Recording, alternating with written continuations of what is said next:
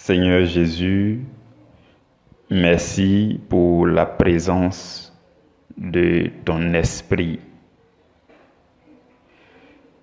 Je te prie, Seigneur, de parler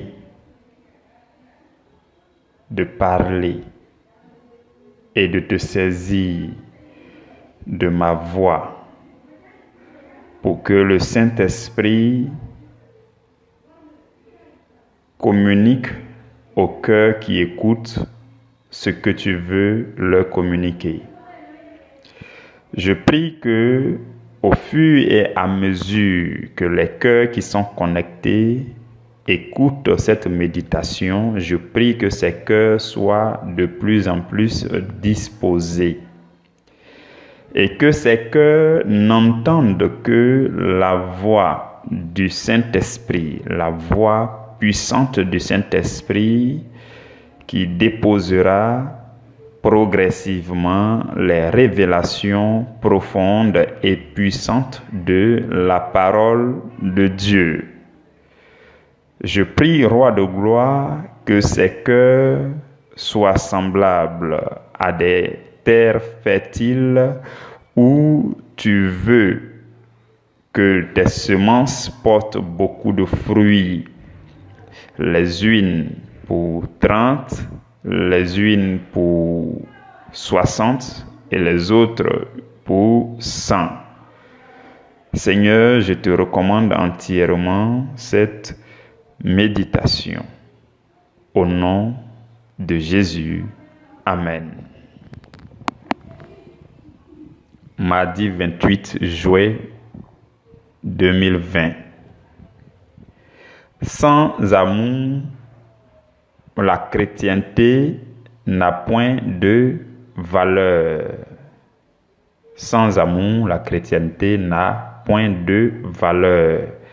Frères et sœurs, voici le sous-thème que le Seigneur, dans sa bonté infinie, nous fait la grâce de méditer aujourd'hui et demain. Aujourd'hui, nous allons faire la toute première partie et nous allons nous appuyer sur Galates chapitre 5, le verset 6. Je lis la parole du Seigneur. Galates 5, 6. Car en Jésus-Christ, ni la circoncision, ni l'incirconcision n'a de valeur, mais la foi qui est agissante par l'amour. Parole du Seigneur, nous rendons grâce à Dieu. Saint-Esprit, nous nous en remettons doublement à toi et nous te prions de nous conduire dans les profondeurs de cette parole au nom de Jésus. Amen. Frères et sœurs dans le Seigneur, l'apôtre Paul, le grand apôtre Paul, a écrit aux chrétiens de la Galatie. Et quand il leur écrivait cette lettre, c'était dans le but de relever leur foi. Parce que quand Paul est passé en Galatie, qu'il a prêché l'évangile et qu'il est parti, après lui, des gens sont venus pour prêcher autre chose. Voilà pourquoi au début du livre de Galates, Paul dit que il dit aux Galates, il dit que si quelqu'un d'autre vient vous annoncer un évangile qui est contraire à ce que je vous ai annoncé, que ce quelqu'un-là soit anathème. Et il dit, dans Galates chapitre 3, verset 3, il dit, êtes-vous insensés? Après avoir commencé par l'esprit, voulez-vous terminer par la chair? Parce que les gens qui sont venus après Paul sont venus pour dire aux chrétiens de Galatie, ils sont venus pour leur dire que non, ils doivent encore respecter la loi, il faut qu'ils fassent les circoncisions, ils doivent revenir à certains rites qui sont dans la loi de Moïse, tout ça. Donc, ils ont commencé à prêcher la loi derrière Paul, après que Paul ait prêché la foi. Vous comprenez? Donc, Paul, ayant été informé de cette situation malencontreuse, a décidé d'écrire aux chrétiens de cette communauté afin de relever leur foi. Et c'est presque les mêmes choses que Paul a écrit aux Romains. Si vous remarquez très bien, vous allez voir que les 6 chapitres du livre de Galates sont les grandes lignes de tout le livre de Romains.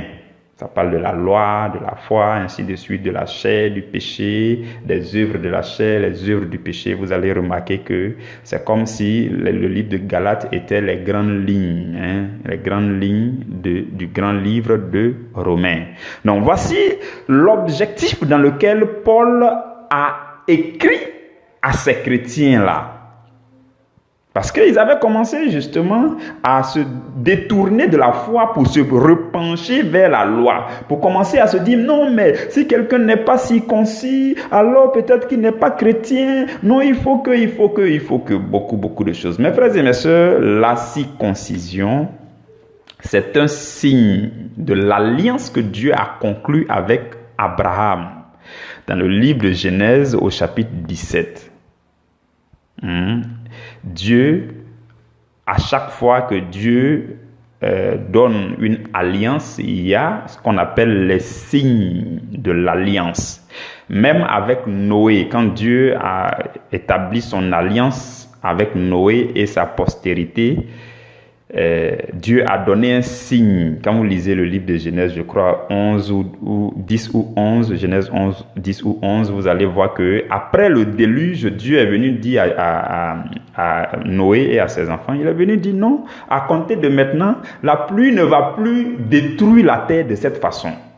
Et à chaque fois que vous verrez les nuages se rassembler, vous verrez que l'arc-en-ciel, mon arc sera positionné dans le ciel. Et dès que vous verrez l'arc-en-ciel, alors soyez-en sûrs, c'est le signe de mon alliance avec vous. À compter de maintenant, moi Dieu, je décide de ne plus faire périr l'humanité avec l'eau du déluge. Donc Dieu donne toujours un signe. Et pour ce qui concerne Abraham, Dieu lui a dit, il faut que chaque mâle, chaque mâle soit circoncis dès l'âge de 8 jours.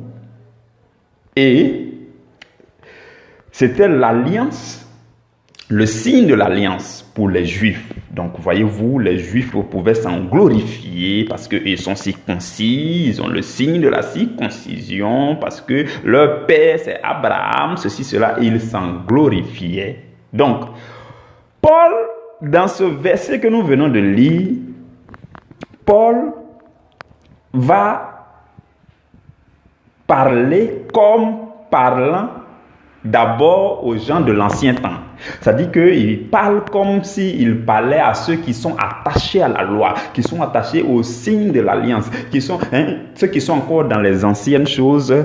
Paul s'adresse à eux pour leur dire que la circoncision ou même l'incirconcision n'est pas la chose qui a plus de valeur. Il va leur dire, mais réveillez-vous, vous avez quel problème? L'incirconcision, la circoncision n'est pas la chose qui est la chose qui a plus de valeur. Quand vous allez remarquer dans le livre de Romains, au début du livre de Romains, Paul il dit non.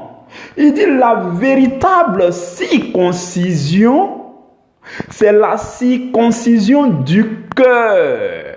Ce n'est plus la circoncision. Il dit quoi? Il dit le juif, ce n'est pas celui qui est circoncis dans la chair. Ce n'est pas ça qu'on appelle le juif. Depuis que la nouvelle alliance a été promulguée avec Jésus-Christ, celui qu'on appelle juif, ce n'est pas celui qui est circoncis dans la chair. Mais non, celui qui est appelé juif, c'est le circoncis dans le cœur. La circoncision du cœur qui consiste à croire en Jésus, à mettre sa foi en Jésus. C'est ça la véritable circoncision. Et pour ce qui concerne la nouvelle alliance, c'est le signe que Dieu donne. Dans l'ancienne alliance, le signe c'était la circoncision dans la chair. Mais dans la nouvelle alliance, Paul dit la véritable circoncision, le véritable juif, c'est celui-là qui est circoncis de cœur et non de chair. Vous comprenez? Non? Paul va faire ses mises au point. Il va faire ses mises au point. Mais quand vous lisez bien le verset, il dit en Jésus-Christ. Ça veut dire que, de un, il parle aux gens comme les gens qui sont attachés à la loi et ceux qui sont encore dans l'Ancien Testament. De deux, il parle aussi à ceux qui sont... il leur parle comme des gens qui sont déjà en Jésus-Christ. Ils sont en Jésus-Christ, mais ils veulent faire marche arrière, quoi. Ils sont en Jésus-Christ, mais ils veulent encore s'attacher aux choses d'avant. Donc, il leur parle d'abord pour dire que même si vous voulez vous attacher aux choses d'avant, je vous dis que la chose la plus importante, c'est la circoncision du cœur. Et en plus, vous êtes déjà en Jésus-Christ. Donc, en Jésus-Christ, ni la circoncision, ni l'incirconcision n'a de valeur. Paul nous parle de ça et il dit que ça n'a pas de valeur. Voyez-vous? Il s'apprête à annoncer quelque chose qui a de la valeur. Il dit en Jésus-Christ. Il y a un verset que vous connaissez très bien parce que vous êtes nés de nouveau. 2 Corinthiens chapitre 5 verset 17. La Bible dit quoi là-bas? La Bible dit si quelqu'un est en Christ, si quelqu'un est en Christ, il est une nouvelle créature. Les choses anciennes sont passées et voici, toutes choses sont devenues nouvelles. Donc, dans notre verset d'aujourd'hui, Paul dit en Jésus-Christ. Et dans 2 Corinthiens 5, 17, il dit si quelqu'un est en Jésus-Christ. Donc, le fait d'être en Jésus-Christ rend toutes choses nouvelles. Mais à quel niveau toutes choses deviennent nouvelles? Toutes choses deviennent nouvelles dans l'homme intérieur, dans le cœur, dans l'esprit. Ce n'est pas au niveau du corps, de l'apparence extérieure que tout de suite, toute chose va devenir nouvelle. Comme j'aime nous le dire souvent, si tu as des cheveux jaunes et que tu t'es converti, tout de suite tes cheveux ne vont pas redevenir noirs. Vous comprenez, hein? Les cheveux jaunes là, même si tu étais né avec, tu allais te plaindre de Dieu pour dire Dieu il t'aime pas parce qu'il a donné cheveux noirs à tout le monde. Toi, pour toi là c'est jaune. Mais toi-même tu vas aller faire ça jaune. Mais ce n'est pas un problème. Ce que je veux dire, c'est que quand la Bible dit toutes choses deviennent nouvelles, c'est dans l'esprit, c'est dans le cœur. Parce que le cœur, ce cœur-là a été circoncis. C'est ça. La véritable nature, la nouvelle nature de la nouvelle créature qui est en Jésus-Christ. La circoncision du cœur, la circoncision, le changement de nature de l'homme intérieur. C'est ça la circoncision. Et Paul dit, si nous sommes en Jésus-Christ, c'est notre cas. Revenons à notre verset, Galates chapitre 5, verset 6. Il dit, en Jésus-Christ,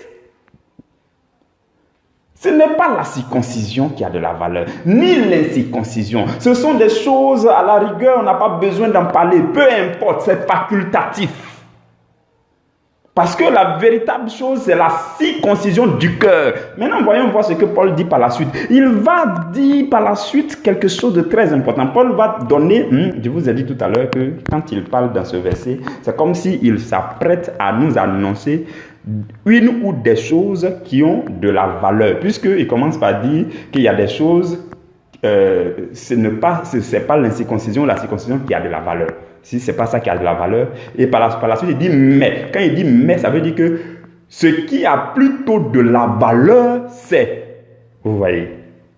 C'est ça, hein, j'espère qu'on se suit et qu'on comprend. Il dit ni la circoncision, ni l'incirconcision n'a de valeur. Il dit mais. C'est comme s'il pouvait dire mais. Ce qui a plutôt de la valeur, c'est la foi qui est agissante par l'amour. Il dit c'est la foi. Donc Paul vient de nous citer une chose qui a de la valeur. Une chose qui doit être considérée lorsque nous sommes en Jésus-Christ. Et ce n'est pas différent de la chose dont on a parlé, dont il a parlé au début du livre de Romains, de la circoncision du cœur. Comme je l'ai dit tantôt, la circoncision du cœur, c'est le fait de croire en Jésus, de mettre en Jésus sa foi. C'est ça la circoncision du cœur. Et donc Paul va dire la même chose. Il dit non, c'est la foi. C'est la foi qui a de la valeur. Mais quelle foi? Regardez très bien ce verset. Si je vous dis,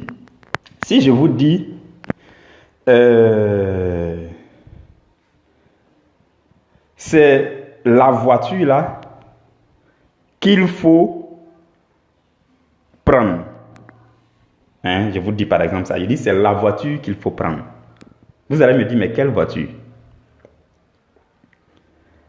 Mais parce que devant vous peut-être il y a 5 voitures. Mais si je vous dis c'est la voiture blanche qu'il faut prendre, ça veut dire qu'il y a plusieurs voitures. Mais la voiture qui a de la valeur et qu'il faut prendre, c'est la voiture blanche. Donc Paul dit, ce qui a de la valeur, c'est la foi. Et il ne s'arrête pas là. Si Paul s'arrêtait là, ça veut dire simplement que toute forme de manifestation de la foi, si tu veux, il faut te tourner à gauche, couche-toi sur le dos pour manifester ta foi. Tout ça, ça a de la valeur. Mais Paul dit non, ce qui a de la valeur, c'est la foi. Et il continue pour dire, cette foi-là qui est agissante par l'amour. Mes frères et mes sœurs, je ne sais pas si vous me suivez et que vous comprenez les profondeurs de ces choses-là. Paul dit, il y a la foi. La foi qui a de la valeur, ce n'est pas n'importe quelle foi. Ça veut dire déjà que si on s'arrête à ce niveau, on peut comprendre qu'il y a plusieurs foi. Il y a plusieurs façons de manifester sa foi. Il y a plusieurs foi. Et il y a plusieurs choses dans la foi. Il y a plusieurs manières de manifester sa foi. Mais Paul dit, parmi tout ça, il y a ce qui a de la valeur. Ce qui a de la valeur, ce n'est pas n'importe quelle foi, mais c'est la foi qui est agissante par l'amour. Donc Paul nous donne quelque chose qui a de la valeur. Il dit la foi a de la valeur. La circoncision, l'incirconcision, tout ça, c'est pas ça qui a la valeur, mais la foi. Et il va plus loin pour préciser de quelle foi il s'agit. La foi qui agit, la foi qui fonctionne. Frères et sœurs dans le Seigneur, le sujet de la foi est un sujet très passionnant. C'est un sujet très magnifique parce que c'est la foi qui fait la beauté, toute la beauté de la vie chrétienne, là, c'est la foi. Et si vous manifestez votre foi avec beaucoup de maladresse, votre vie va aller de confusion en confusion, de frustration en frustration. Vous regardez bien dans le milieu chrétien, vous allez voir que la plupart du temps, les raisons pour lesquelles vous souffrez, malgré que vous êtes chrétien, c'est que vous ne savez pas comment manifester votre foi. Ou bien vous savez, mais vous refusez de manifester la foi. La foi là, mes frères et mes sœurs, la foi. La foi se trouve à 4 niveaux. La foi, ce n'est pas le simple fait de croire. Non, je crois en Jésus. Non. C'est la première étape. C'est très bien de croire. C'est la première étape de la foi. Si tu t'arrêtes là, ta vie ne sera jamais resplendissante. Tu crois, tu fermes la bouche. Tu crois, tu croises tes bras. Si tu t'arrêtes là, tu es le plus simple des croyants, c'est toi. La foi va plus loin que la simple croyance dans le cœur pour confesser, pour proclamer, pour déclarer ce en quoi on croit. Quand vous passez à ce deuxième niveau, votre foi commence à être un peu agissante. Vous voyez? La foi, ça parle. La foi, ça se démontre. Lisez bien dans Hébreux chapitre 11, verset 1, la Bible dit que la foi est une démonstration des choses qu'on ne voit pas encore. Une démonstration. Donc, la foi se démontre, la foi se proclame, la foi se libère à travers la parole, que ce soit dans la prière, que ce soit dans les échanges, que ce soit dans vos causeries, que ce soit lorsque vous êtes seul, peu importe, mais la foi parle. Ce que vous dites, que vous croyez en ça dans votre cœur là, ça sort. Ça, c'est le deuxième niveau de la foi. La foi aussi agit. La foi, c'est action. La foi, là, il y a certaines choses que vous ne pouvez jamais obtenir si vous n'avez pas agi comme il se doit. Il y a certaines choses que vous n'allez jamais obtenir si vous n'avez pas agi. Parce que si vous n'agissez pas conformément à ce que vous croyez et que vous proclamez, vous vous disqualifiez. La foi, là, la véritable foi se résume en l'action. Tu fais ce que Dieu dit, tu fais ce que Dieu dit, tu t'emploies à faire ce que Dieu dit. La foi, c'est une démonstration pratique de notre confiance totale en Dieu. Je veux que vous reteniez ces choses. Si vous pouvez noter ces phrases, notez-les. La foi, là, c'est une démonstration pratique de votre confiance totale en Dieu. Et là, j'ouvre une petite parenthèse pour vous dire que il y a donc la foi du monde. Si vous voyez que des gens dans le monde prospèrent, ils disent des choses et puis ça arrive. Ils marchent ici, ça arrive. Et puis ils sont courageux, ils font des choses. Ça veut dire que eux là, la foi qu'ils manifestent, c'est en fait une démonstration pratique de leur confiance en eux-mêmes. Mais pour nous, ce n'est pas ça. Pour nous, c'est au-delà. C'est infiniment au-delà.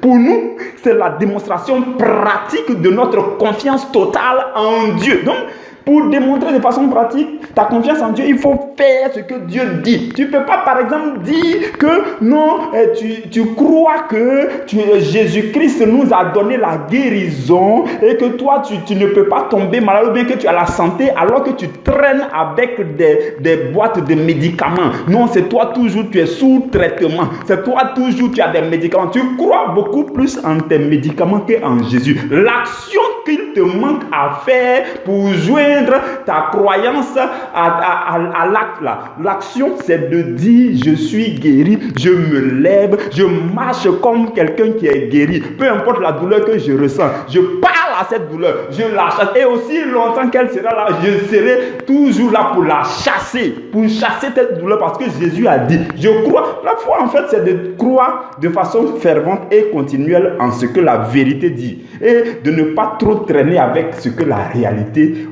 fait semblant de vous montrer. Je ne sais pas si vous comprenez ces profondeurs. Non, ce n'est pas le moment de parler de la foi. Ce n'est vraiment pas le moment. Le Seigneur donnera d'autres lucanes.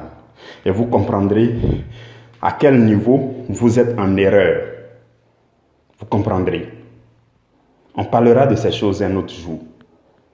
Mais ce que je veux dire, c'est que la foi, ce n'est pas une confession. Je vous dis, regardez-moi, je vais vous dire quelque chose en même temps. Écoutez-moi très bien, je vous dis quelque chose. Beaucoup souvent, quand on vous demande tu es de quelle confession, non, je suis catholique. Tu es de quelle confession, non, je suis baptiste. Tu es de quelle confession, je suis évangélique. Je vais vous dire quelque chose. Confession, là, ça veut dire que vous parlez. Ça dit je confesse. Ça dit votre foi se limite à en confesser. La foi, là, ça ne se limite pas là. Comme j'ai dit tout à l'heure, ça se croit dans le cœur, ça se confesse de la bouche. C'est vrai, mais ça s'applique, ça obéit. Donc la foi, en réalité, si vous voulez passer à un niveau de foi qui va remplir vos vies de beaucoup de succès, la foi ne doit plus être pour vous une confession, mais ça doit être une profession. Ah oui, la foi, ce n'est pas une confession, mais c'est une grande profession. Profession. Ça veut dire que fonction. Voilà. Pour que la foi fonctionne dans votre vie, vous devez être en fonction. Votre profession doit être le fait d'obéir à Dieu chaque jour. Ce que Dieu dit là, c'est ce que je m'emploie à faire. Donc, ma fonction, mon corps de métier, c'est la foi. Ma profession, c'est la foi. Ma vie, c'est la foi. Mon travail, c'est la foi. Ma fonction, c'est la foi. Ce n'est pas une histoire de non, ma confession. Ce n'est pas une question de confession. Tant que vous êtes dans vos histoires de je suis de quelle confession, vous allez confesser jusqu'à... Et il y a beaucoup de mauvaises choses qui vont rester là-bas. Ce que Dieu attend maintenant de vous, vous avez trop confessé. Il faut professer. Il faut agir. Il faut passer à l'action. C'est ça la véritable foi, mes frères et mes sœurs. Et là, Dieu trouve peu de personnes à ce niveau. Et ce sont ces peu de personnes que Dieu bénit.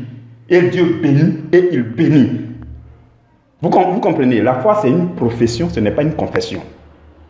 Comprenez ces choses aujourd'hui. J'aurai l'occasion de revenir sur ces choses. Ces choses magnifiques concernant la foi. Donc, revenons à notre verset. Paul dit que ce qui a de la valeur, c'est la foi.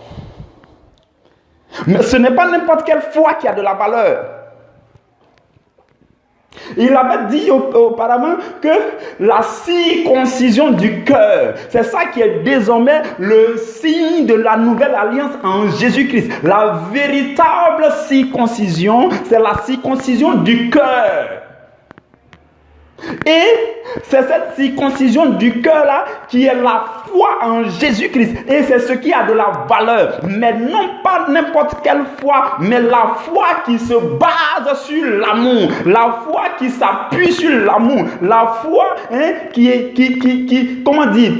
qui prend sa force dans l'amour. Vous comprenez, mes frères et mes sœurs?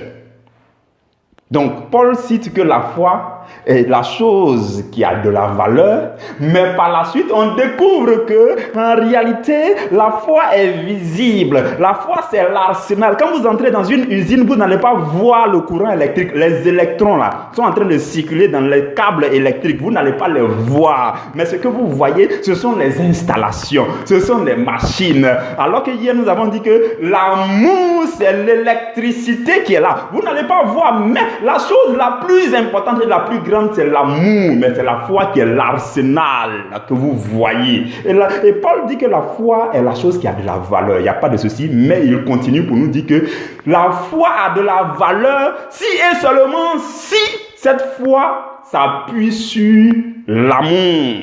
La foi agit si et seulement si cette foi s'appuie sur l'amour véritable. Vous comprenez?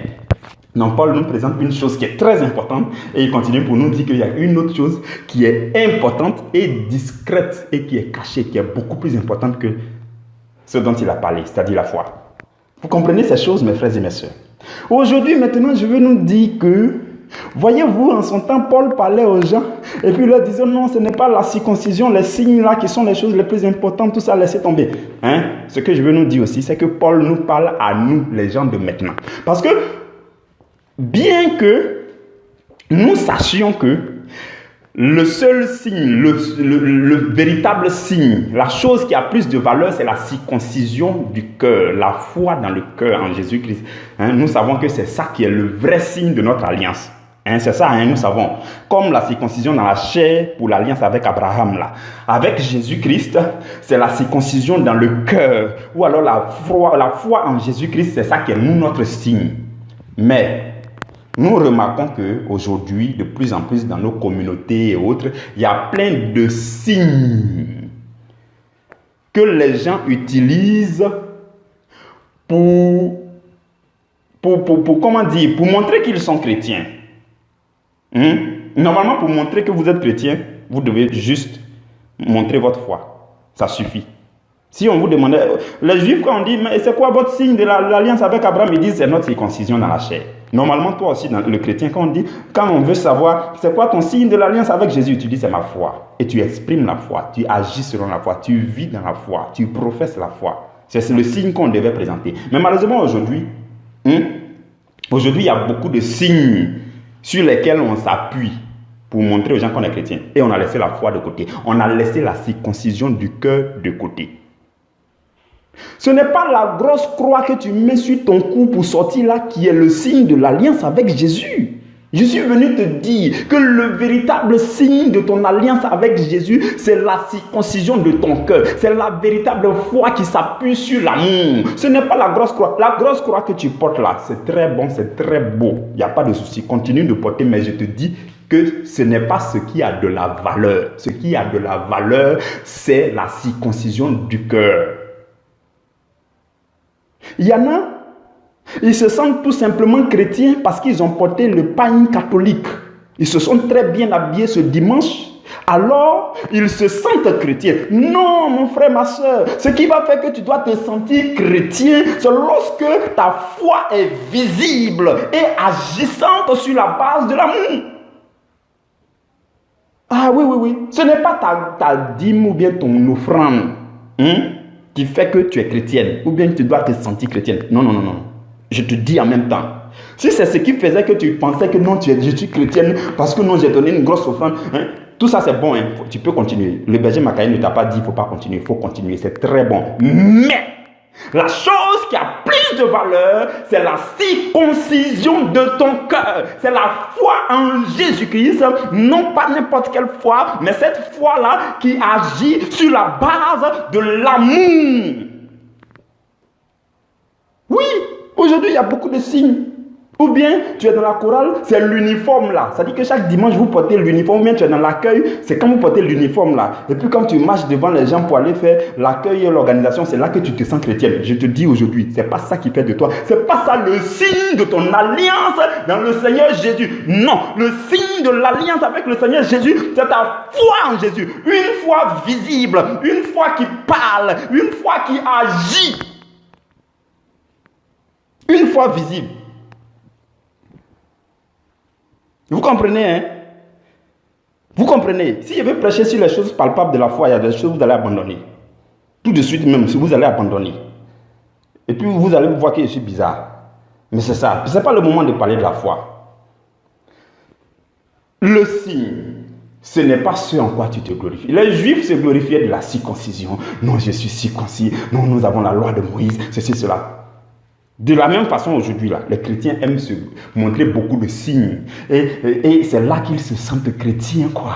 Oh oui, c'est là qu'ils se sentent chrétiens. Non, non, non, non, non. Tu dois te sentir chrétien après avoir manifesté ta foi de façon agissante. Après avoir mis ta confiance totale en Dieu. Et avec une action visible que les gens ont vue et ça fonctionne. C'est ça. Vous comprenez, hein, mes frères et mes sœurs? Donc, c'est ce que le Seigneur veut nous dire aujourd'hui. Du coup, notre chrétienté, la valeur de notre chrétienté, ce n'est pas tout ce qui est autour, ce n'est pas les signes. Ce n'est pas... Les signes, là, il n'y a pas de souci. Jésus parlant aux pharisiens, il dit non, vous payez la dîme de cumin, la dîme de l'âneth, la dîme de l'herbe, la dîme de ceci, la dîme de ceci, et puis vous oubliez de pratiquer la justice, la foi, l'amour, tout ça. Et par la suite, il dit non, je vous dis de faire la foi, l'amour, tout ça, mais il ne faut pas oublier le premier. Donc, quand je suis en train de parler, il ne faut pas que quelqu'un va dire non, berger Mackay dit la seule chose c'est la circoncision de mon cœur, donc je laisse tomber tout le reste. Fais tout le reste, mais retiens qu'il y a une seule chose qui a une plus grande valeur, c'est la véritable foi. Ce n'est pas n'importe quelle foi, ce n'est pas une foi maladroite, ce n'est pas une foi dans le cœur seulement et puis la bouche est fermée, ce n'est pas une foi qui confesse et puis qui agit contrairement à ce qu'on confesse, ce n'est pas n'importe quelle foi, mais la foi qui agit, qui fonctionne sur la base de l'amour divin. Que Dieu vous bénisse. Nous nous retrouvons demain pour la deuxième partie de cet enseignement. Que Dieu vous bénisse abondamment au nom de Jésus. Amen.